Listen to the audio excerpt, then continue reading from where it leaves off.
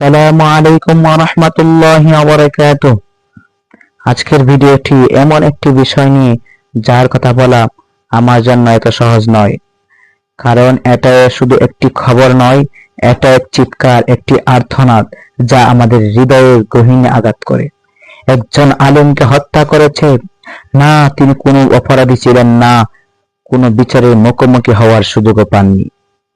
তাকে মিথ্যা অপবাদে লোকে মুখে ঘুষাবে পিটিয়ে হত্যা করা হয়েছে, জনতার সামনে, পুলিশের সামনে, সমাজের সামনে। রাসূল সাল্লাল্লাহু আলাইহি ওয়াসাল্লাম বলেছেন, যে ব্যক্তি অন্যায়ভাবে একজন মুসলিমকে হত্যা করলো, সে যেন গোটা মানব জাতিকে হত্যা করলো। ভাইয়েরা, একজন আলেম হচ্ছেন এই মুসলিম উম্মাহের বাতিঘর। তিনি সমাজে আলো জ্বালান, গুমরাহির অন্ধকার সরান। আর যদি সেই বাতিঘর নিভিয়ে দেয়, তাহলে আমরা যাব কোথায়? এই প্রশ্ন শুধু বিচার ব্যবস্থার জন্য নয়, এই প্রশ্ন শুধু বিচার ব্যবস্থার জন্য নয়, আমাদের সবার জন্য।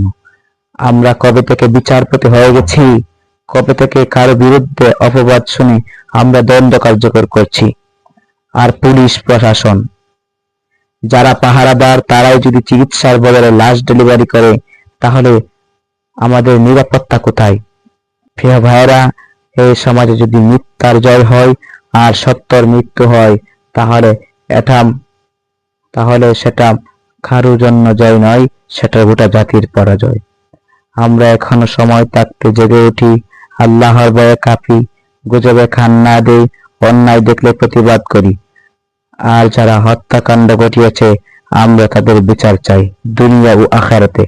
আল্লাহ বলেন, আর হত্যাকারীদের জন্য জাহান্নাম, যেখানে সে চিরকাল থাকবে।